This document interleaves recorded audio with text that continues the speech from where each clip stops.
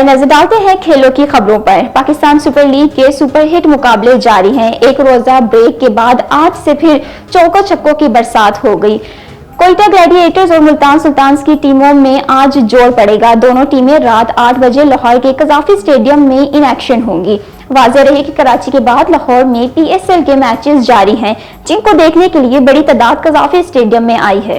Liverpool ने Tottenham foster को एक मुकाबले में 5 गोल से हराकर इंग्लिश प्रीमियर लीग टाइटल जीत लिया। लिवरपूल ने अपने 94 मैच में टॉटनहम फॉस्टर को आउट क्लास किया। पहले ही हाफ में 3 गोल कर दिए। ये गोल डियास, मैकलिस्टर और किकापो ने स्कोर किया, जबकि टॉटनहम फॉस्टर का वाहिद गोल इसी हदफ में बना जो डी स्कॉलिंग ने स्कोर किया।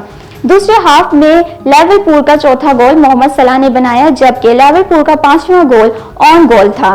टॉटनहम फॉस्टर के खिलाड़ी यूंगी ने गेंद अपने ही जाल में पहुंचा दी।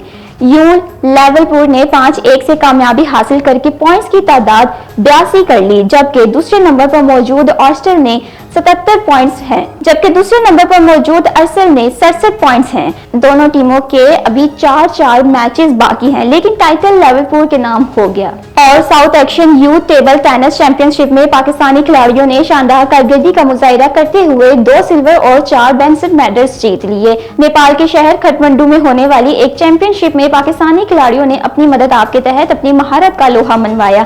पाकिस्तानी खिलाड़ी इब्दार खान और नजीरा खान की जोड़ी ने अंडर 15 मिक्स डबल इवेंट के फाइनल में भारत के खिलाफ उम्दा खेल का मुजाहिरा किया, तहाँ वो भारतीय हरीफों के सामने हार गए और सिल्वर मेडल पर इत्तफाक किया। इसी तरह इब्दार खान ने अंडर 15 बॉय सिंगल्स के फाइनल में भारत के खिलाड़ी के हाथ शिकस्त खाई और इस इवेंट में भी सिल्वर मेडल हासिल किया।